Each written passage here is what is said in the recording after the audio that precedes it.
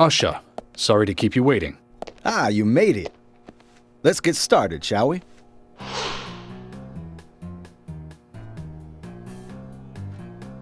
This is Agent Morgan from the FBI. Nice to meet you. I'm Usha Johnson, the doctor in this hospital. FBI Special Agent Francis York Morgan. Please call me York. Everyone calls me that. Very well, Agent York. Are you a forensic practitioner? Let's just say I've dealt with corpses before. That battle of wits, by the way. Did you create that yourself? I just wanted to see if our FBI agent could handle the task. I see. Well, it was pretty fun. Oh, I'm glad you liked it. We don't have much time. We need those autopsy results.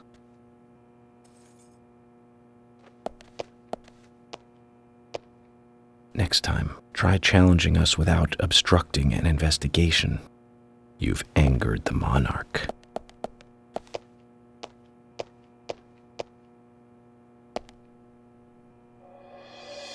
From the onset of rigor mortis, the stiffening of the muscles, the time of death is estimated to be between 20 and 2200 hours. That's still quite early for such a crime to take place.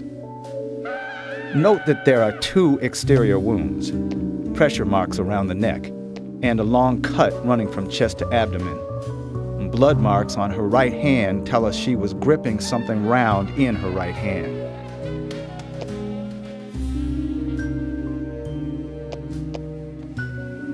Her skull is also fractured, but that is unrelated to the cause of death.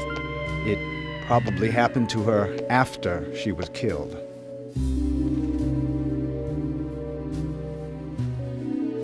Now, I first thought death by suffocation, due to the marks on her neck. But after further investigation, I now have a different conclusion. The direct cause of death was loss of blood from the wound.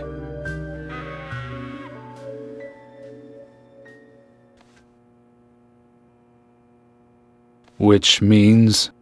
She was cut up while she was still alive. Yes, a sharp knife was used. It was inserted beneath the sternum and then quickly sliced downwards. The excessive loss of blood from her internal organs is what actually killed her. Her nails are clean, and with no skin cells from the attacker. She also doesn't appear to have been bound nor badly beaten. She was apparently killed without resistance. The most tragic thing, however, was that she was unable to speak her story to anyone who could hear her cries.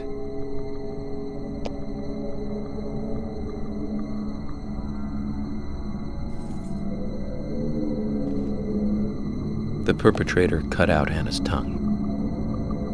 Well, I believe she was drugged first to phase her consciousness, and then the killer killed her. Now, the killer most likely has a deep, traumatized past concerning women. He probably cannot converse with them normally. Cutting out the tongue suggests a very lonely individual. Either that or a truly hardcore sadist. He must get off on watching women suffer, especially when they can't answer back. Man, he watched as the blood pumped from her body, as she gradually grew cold. Now, a case in Seattle in 1985 was much like... Usha, please, limit your report to your findings as a doctor. Criminal profiling is my job.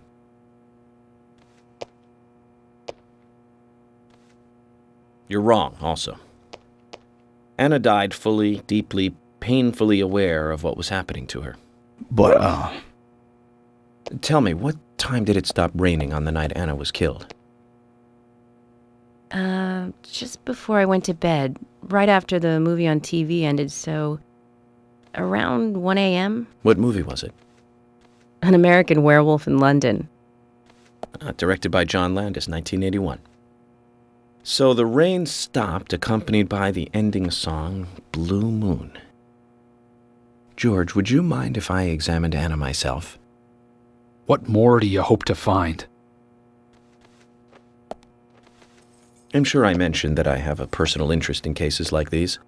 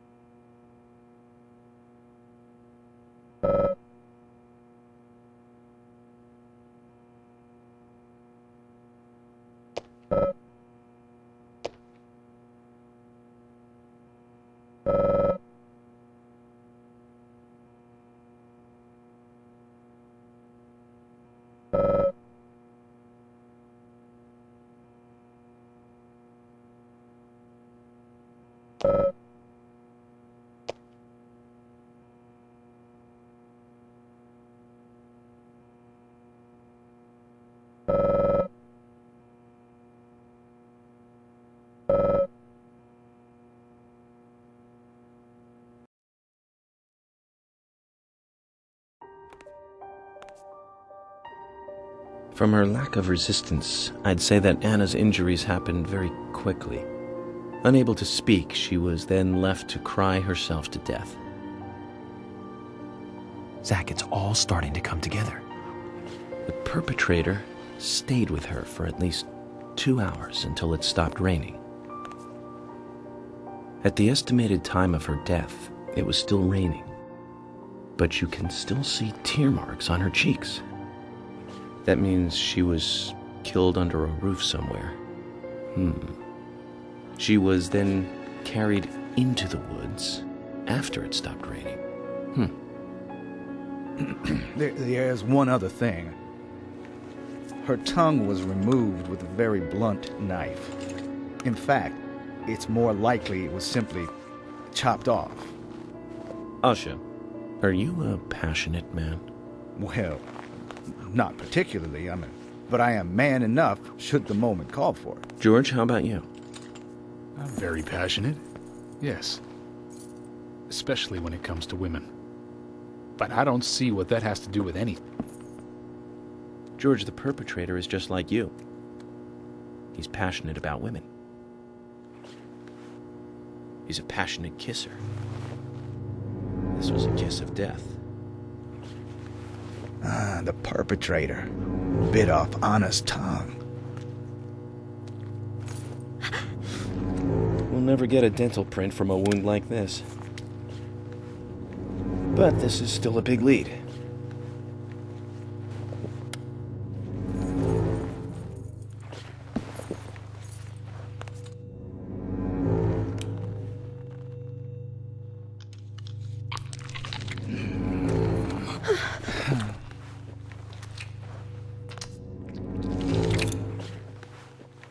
Jackpot, Zach.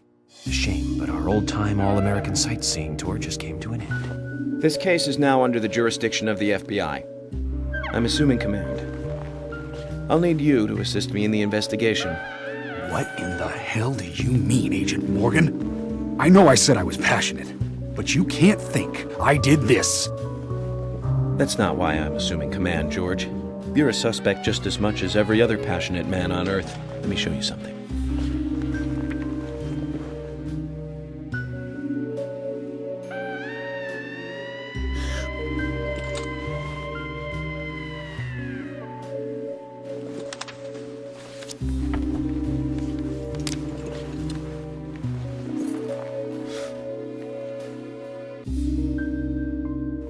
There you go.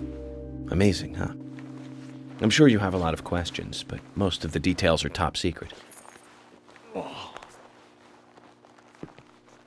George, Emily, we should be going. No need to stay here any longer. Okay. I have to sign the release. Just give me a moment. Very well. I'll go on ahead. I can't take it any longer down here.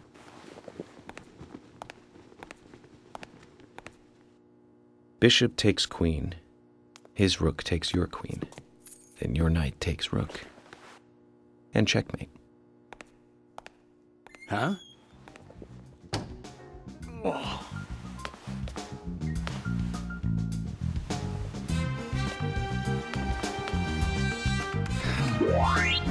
My first victory in the Grandmaster ranking.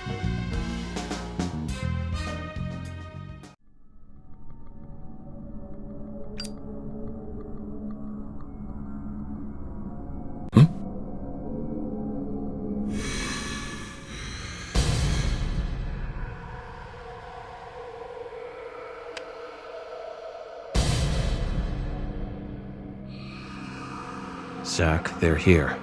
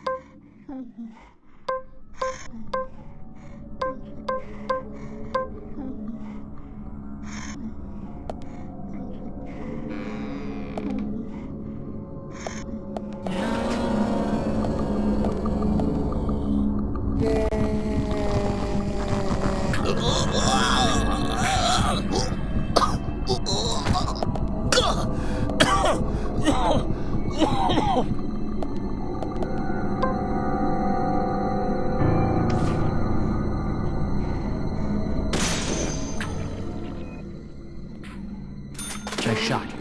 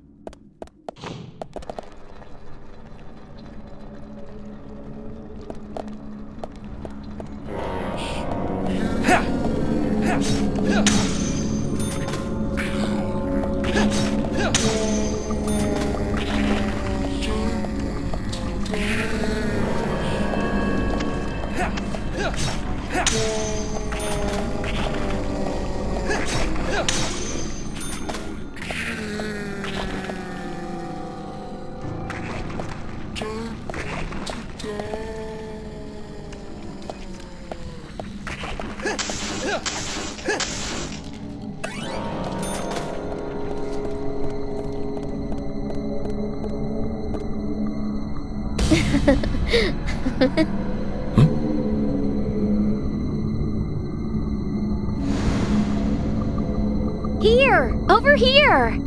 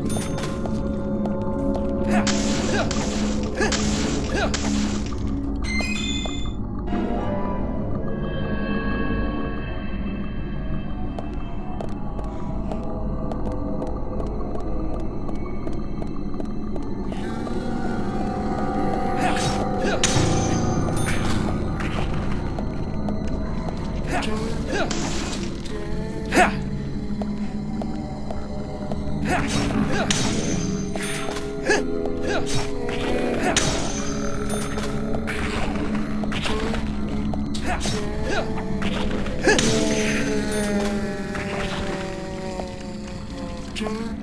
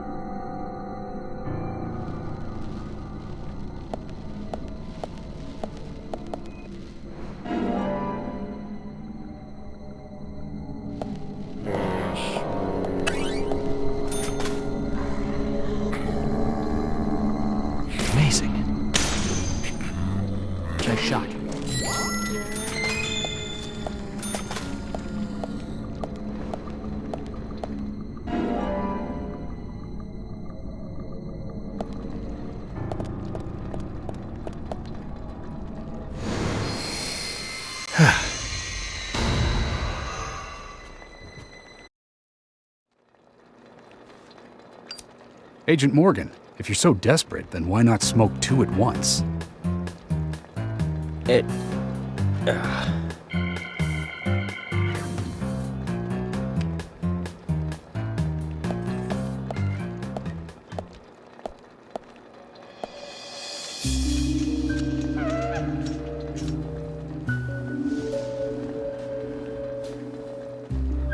Who's that old man? That's Harry. Harry Stewart. One of the bigger problems around here. His father started up the lumber trade and founded this town. But he's a weird one, as I'm sure you can see. Always dressed like that, never speaking to the townsfolk. And just FYI, he owns almost the entire town. Not that that makes any difference. So long as I'm around, he won't be getting away with any funny business.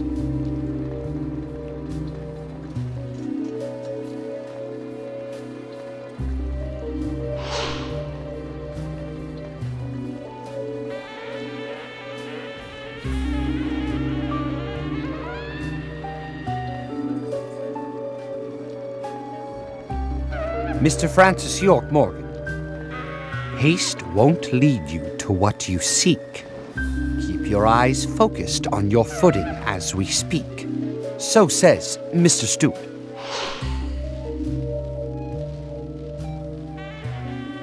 Nice to meet you, too. How did you know my name?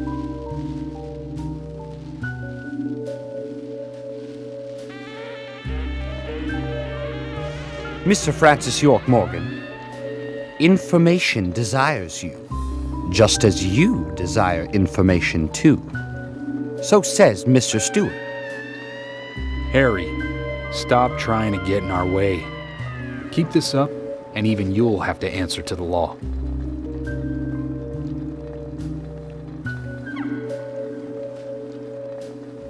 Mr. Francis York Morgan, with each rain our town goes mad. To our disdain, unpreventable, so sad. So says Mr. Stewart. Thanks for the warning.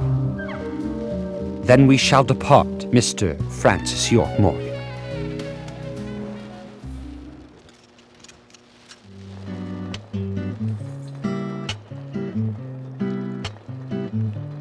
That's how he always is. Always spouting that nonsense. Don't give it any thought. It's all gibberish. Emily here. Uh-huh. Oh. Okay, thank you, Thomas. Agent York, we've contacted the first witnesses to the crime scene. You can interview them where they found the dead body. Excellent. I was just about to ask if you could take me there.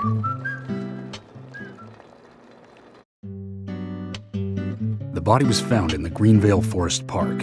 That's west from here, and too far to walk. A forest park? It's the pride of the town. It has a beautiful trail leading to a viewing site over Velvet Falls. That does sound fantastic. Show me the sights. That may have to wait.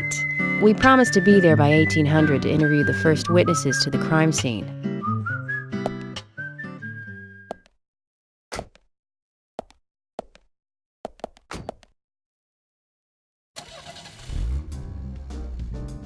Agent Morgan, if I could just give you a friendly warning. Are you really upset about me taking over the case? I have the authority approved by the FBI to assume command. I understand you don't like it, but you will follow my orders. I'm not disputing FBI authority, but this is our town. You won't get far alone, and you gain nothing by antagonizing me. It's part of my personality. I just do things my way. I can take you off the case if you wish. Stop it, you two. We need to solve this case, not bicker among ourselves. Hmm.